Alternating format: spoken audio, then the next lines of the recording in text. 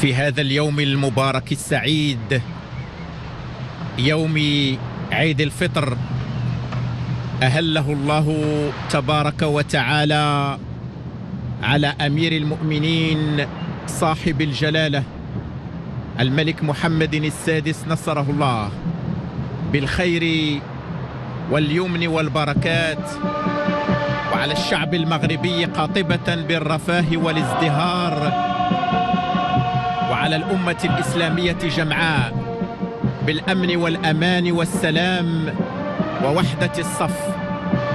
مناسبة دينية معطرة بالنفحات الربانية الزكية، يخرج فيها أمير المؤمنين صاحب الجلالة الملك محمد السادس نصره الله في موكب رسمي هنا من القصر الملكي بالدار البيضاء في اتجاه المسجد المحمدي بحي الأحباس لأداء صلاة عيد الفطر السعيد.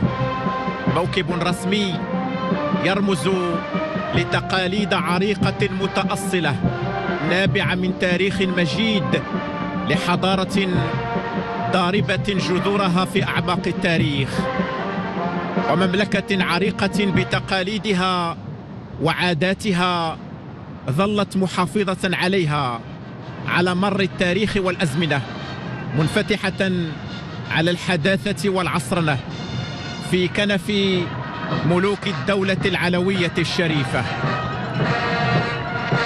موكب ملكي بهيج وسط أجواء تغمرها مشاعر الحب والولاء والوفاء الصادق المنبعثة من الجموع الغفيرة للمواطنين والمواطنات الذين يباركون للعاهل الكريم حلول هذه المناسبة الدينية العظيمة، مناسبة يذكر الله فيها بذكر واحد: الله أكبر الله أكبر، وتستشعر فيها الأفئدة روابط الأخوة والتضامن والتماسك الصادق التي تجمع بين أفراد المجتمع وتوحد بينهم تحت راية واحدة، هي راية الإسلام، دين الوسطية والاعتدال والتسامح.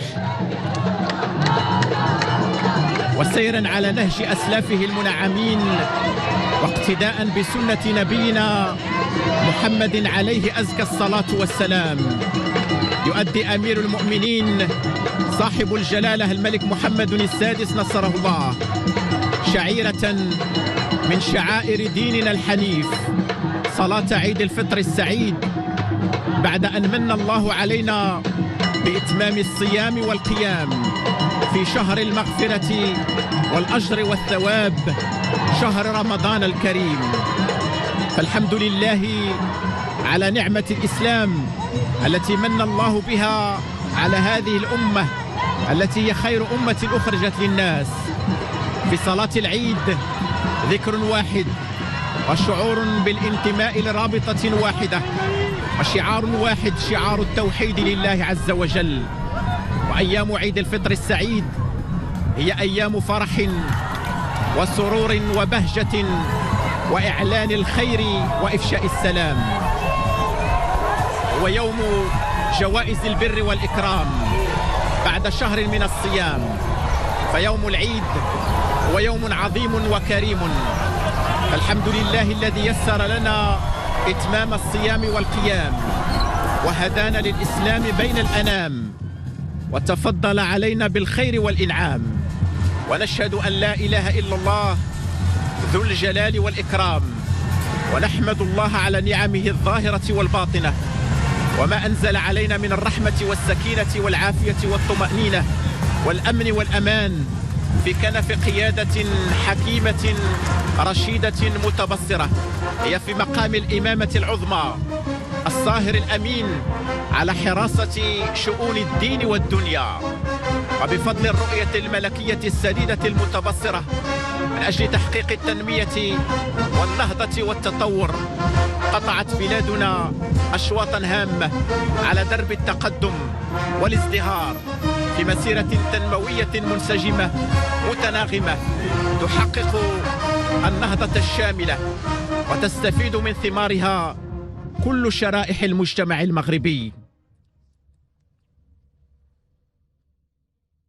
من هذا الفضاء التاريخي بحي الأحباس المسجد المحمدي بالدار البيضاء ينبعث عبق التاريخ، حيث ونسجت ملاحم عديدة من النضال والوفاء بين العرش والشعب من أجل التحرر والاستقلال والسير قدما لبناء مغرب الرفاه والازدهار والحرية والكرامة.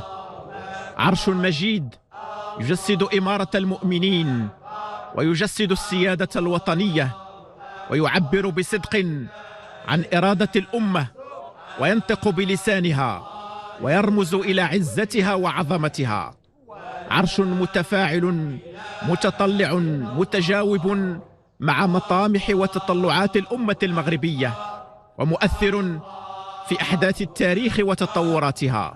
الله أكبر ولله الحمد، سبحان الله والحمد لله ولا إله إلا الله، الله أكبر الله أكبر.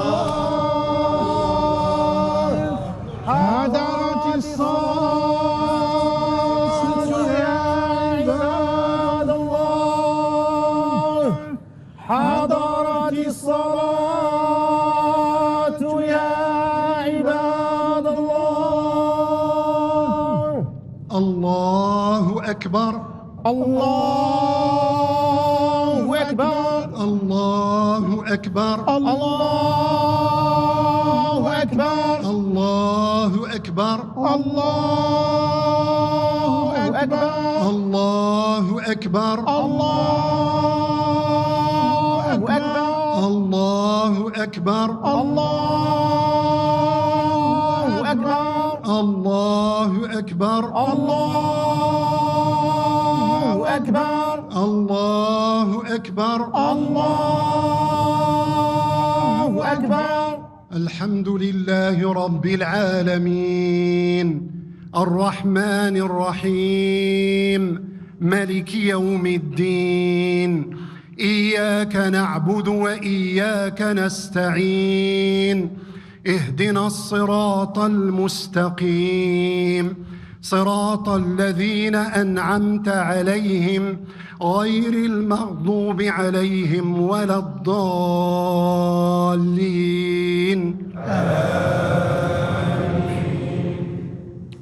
لقد جاءكم رسول من أنفسكم عزيز عليه ما عنتم حريص عليكم بالمؤمنين رؤوف رحيم. فإن تولوا فقل حسبي الله لا إله إلا هو عليه توكلت وهو رب العرش العظيم. الله أكبر الله أكبر. سمع الله لمن حمده ولك الحمد. الله أكبر الله أكبر.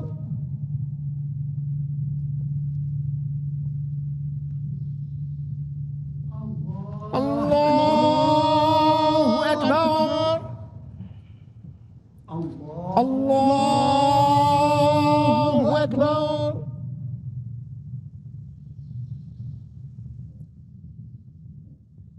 الله أكبر الله أكبر. الله أكبر الله أكبر. الله أكبر الله أكبر. الله أكبر الله أكبر. الله أكبر الله أكبر. الله أكبر الله أكبر. الحمد لله رب العالمين الرحمن الرحيم مالك يوم الدين، إياك نعبد وإياك نستعين، اهدنا الصراط المستقيم صراط الذين أنعمت عليهم غير المغضوب عليهم ولا الضالين.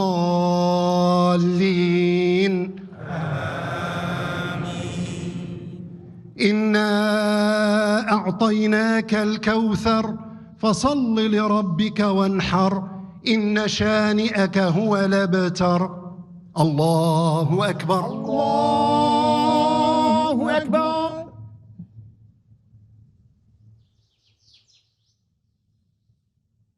سمع الله لمن حمده. ولك الحمد. الله أكبر. الله أكبر.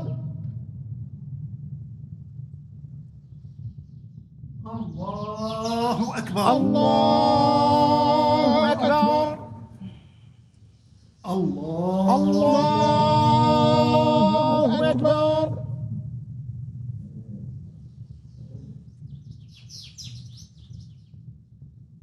الله أكبر. الله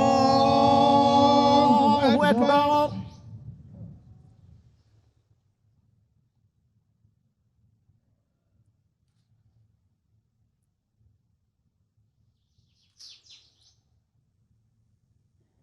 السلام عليكم. السلام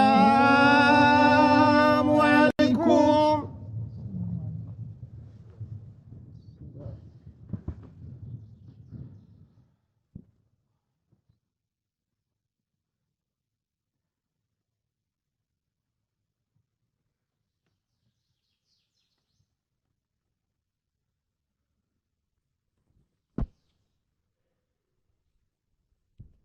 الله أكبر. الله أكبر. الله أكبر. الله أكبر. الله أكبر. الله أكبر. الله أكبر. الله أكبر. الله أكبر. الله أكبر. الله أكبر. الله أكبر. الله أكبر. الله أكبر. الله أكبر كبيرا والحمد لله كثيرا وسبحان الله بكرة وأصيلا. نحمده سبحانه وتعالى ونشكره حمد المؤمنين الصادقين، ونشكره شكر العارفين المخلصين، ونشهد أن لا إله إلا الله وحده لا شريك له، ونشهد أن سيدنا وسندنا وحبيبنا وقرة أعيننا محمداً عبده ورسوله ومجتباه وخليله، صلى الله عليه وعلى آله وصحابته أجمعين والتابعين لهم بإحسان إلى يوم الدين. أما بعد عباد الله، لقد مضى شهر رمضان، شهر عظيم صمنا فيه طاعة لربنا وأطلنا القيام استجابة لأمره سبحانه. قضينا فيه أسعد أوقاتنا تلاوة لكلام ربنا ومناجاة لخالقنا، فما أعظم مثوبة الله لنا. لقد باتت مساجدنا بحمد الله لها دوي كدوي النحل، صلاة، دعاء، قراءة وذكر، وجدنا لذة الأنس بالله وذقنا حلاوة مناجاته. لقد تجملت مساجدنا بالقائمين الركع السجود والتالين لكتاب الله والذاكرين والذاكرات، وفرحت بهم مساجدنا. واليوم يوم العيد، يوم الجائزة، يوم الفرح بطاعة الله وبالقرب منه سبحانه. قل بفضل الله وبرحمته فبذلك فليفرحوا هو خير مما يجمعون. روى الإمامان البخاري ومسلم من حديث أبي هريرة رضي الله عنه قال: قال مولانا رسول الله صلى الله عليه وسلم: للصائم فرحتان يفرحهما، إذا أفطر فرح بفطره، وإذا لقي ربه فرح بصومه. الله أكبر. الله أكبر. الله أكبر. الله أكبر. عباد الله، إن للعبادات أسرارا ومقاصد وغايات يجب الحرص على تحقيقها، فالصلاة التي أمر بها الله والتي يريدها ليست مجرد أقوال يلوكها اللسان وحركات تؤديها الجوارح بلا تدبر ولا خشوع، بل هي التي يستحضر فيها المصلي عظمة المعبود جل جلاله، وتخشع جوارحه لذكر الله وتحدث أثرا في سلوكه. ورمضان نصومه شهرا كاملا تعبدنا الله فيه بأنواع العبادات، وهو كفيل متى أخلصنا لله بتغيير مجرى حياتنا، هو كفيل بأن يحدث في حياتنا أثرا، وأن يقوي إيماننا ويجعلنا نستحضر رقابة الله جل في علاه. الله أكبر، الله أكبر، الله أكبر. أيها المؤمنون، السكينة والطمأنينة والسعادة إنما تكون في كنف الله. قال مولانا جل في علاه: الذين آمنوا وتطمئن قلوبهم بذكر الله، ألا بذكر الله تطمئن القلوب. وقال عز من قائل: من عمل صالحا من ذكر أو أنثى وهو مؤمن فلنحيينه حياة طيبة. أقول ما تسمعون واستغفر الله لي ولكم فاستغفروه إنه هو الغفور الرحيم، وآخر دعوانا أن الحمد لله رب العالمين.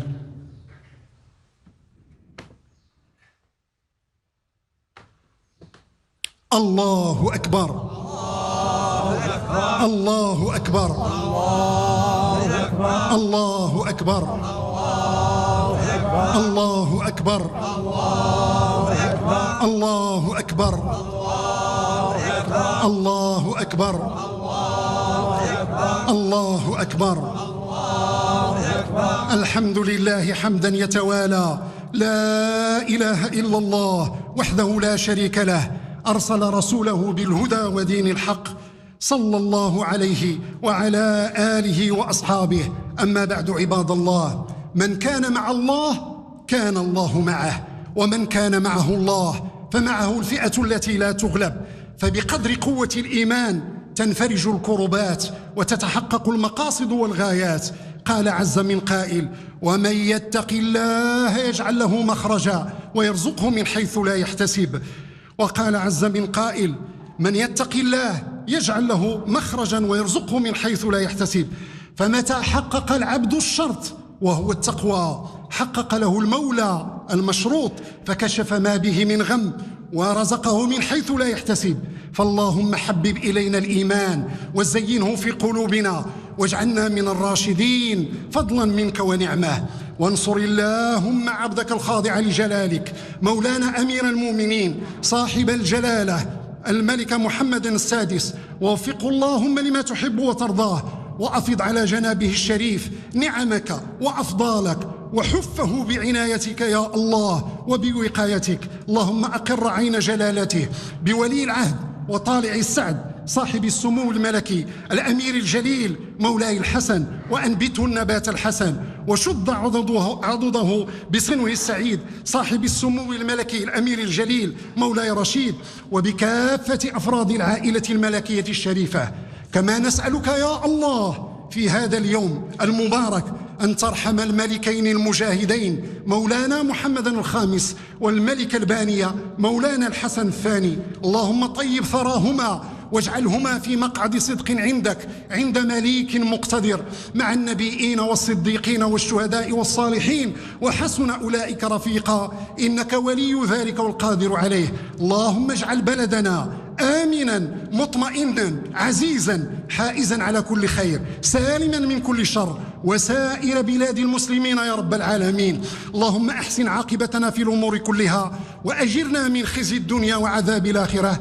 سبحان ربك رب العزة عما يصفون، وسلام على المرسلين، والحمد لله رب العالمين. عاش الملك محمد السادس أمير المؤمنين، عاش العائلة المالكية، عاش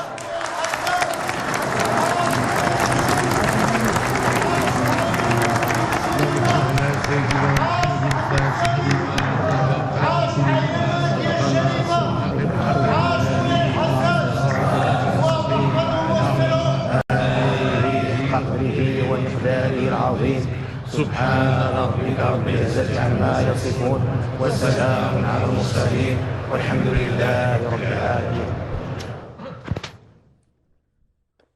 أدى أمير المؤمنين صاحب الجلالة الملك محمد السادس نصره الله، مرفوقا بصاحب السمو الملكي ولي العهد الأمير مولاي الحسن، وصاحب السمو الملكي الأمير مولاي رشيد، وصاحب السمو الأمير مولاي أحمد، وصاحب السمو الأمير مولاي إسماعيل، صلاة عيد الفطر المبارك السعيد بالمسجد المحمدي بحي الأحباس بالدار البيضاء، مناسبة دينية عظيمة تتجدد فيها الرحمات وتصل فيها الأرحام وتبارك فيها الأمة المغربية لأمير المؤمنين نصره الله حلول العيد السعيد عيد الفطر المبارك، وتبارك لجلالته مسيرة النماء والتقدم والازدهار التي تنعم في ظلالها المملكة المغربية في عهد جلالته الزاهر.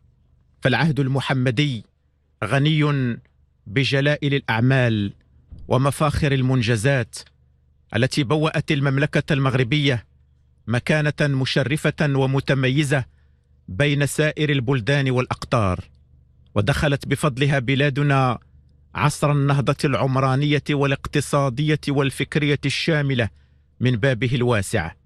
فالحمد لله الذي واصل لنا مواسم الخيرات ومواسم تجديد الفرحة والبهجة واستحضار أعمال الخير والبركة والإحسان والبر، والحمد لله على نعمة الإسلام التي أنعم بها الله سبحانه وتعالى علينا، والحمد لله على نعمة الأمن والأمان والاستقرار التي أنعم بها الله عز وجل على هذا البلد الأمين في كنف الدولة العلوية الشريفة وملوكها الأخيار الأشراف من سلالة الدوحة النبوية المطهرة. أدى أمير المؤمنين صاحب الجلالة الملك محمد السادس نصره الله صلاة عيد الفطر السعيد بالمسجد المحمدي وسط أجواء إيمانية من الخشوع والتضرع والابتهال إلى الله عز وجل، وأجواء تغمرها الفرحة والبهجة والسرور بحلول هذه المناسبة الدينية العظيمة. يوم أغر ويوم مبارك سعيد بعد شهر من الصيام والقيام والتضرع إلى الله عز وجل، وشهر من المبادرات الخيرة ذات البعد الإنساني، شهر من الخيرات والمكرمات والعمل الصالح الذي دأب أمير المؤمنين صاحب الجلالة الملك محمد السادس نصره الله على تجسيده عبر العديد من المبادرات والمشاريع التي تعود بالخير العميم على كافة المواطنين وتحقق لها العيش الكريم والتنمية المستدامة.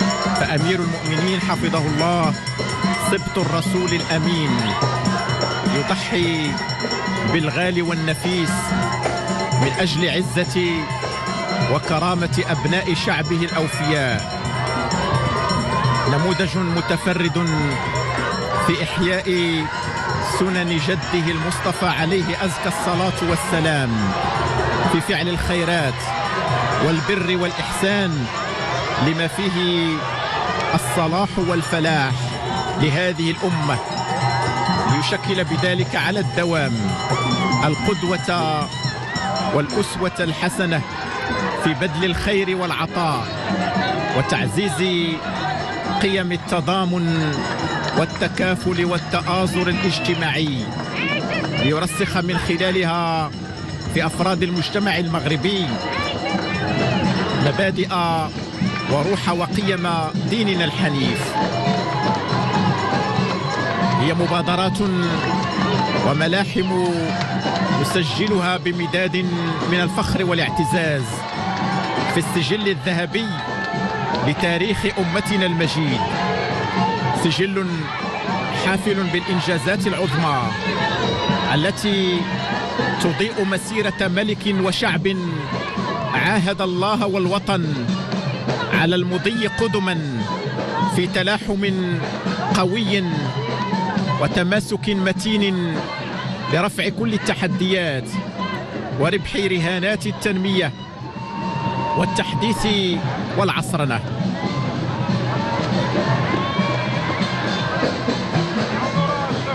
موكب أمير المؤمنين صاحب الجلالة الملك محمد السادس نصره الله بين دروب وأزقة حي الأحباس بالدار البيضاء، والجموع الغفيرة من المواطنين تبارك لجلالته حلول هذه المناسبة الدينية العظيمة. في هذه المناسبة الدينية السعيدة يتقبل أمير المؤمنين صاحب الجلالة الملك محمد السادس نصره الله التهاني والتبريكات التي تتضمن مشاعر الوفاء والولاء والإخلاص الصادق لأمير المؤمنين حامي حمى الوطن والدين. مع كل مناسبة وطنية أو دينية ترفع لأمير المؤمنين آيات الولاء والإخلاص والتعلق بأهذاب العرش العلوي المجيد، والتعبير الصادق عن وحدة مشاعر الأمة في ولائها لقائدها ورمز وحدتها واستمراريتها، ومباركة خطوات جلالته السديدة والنيرة والرائدة لتحقيق التنمية المنشودة وضمان كرامة وعزة المواطنين في العيش الكريم. لقد ظل المغرب عبر التاريخ وإلى وقتنا الحاضر في ترابط وثيق وتماسك قوي وإشعاع حضاري متجدد ومتواصل بفضل جهاد وكفاح ونضال وتضحيات ملوك الدولة العلوية الشريفة لإعلاء راية المغرب وضمان وحدته وتماسكه وقوته عبر التاريخ. إلى هنا نودعكم سيداتي وسادتي، وعيدكم مبارك سعيد.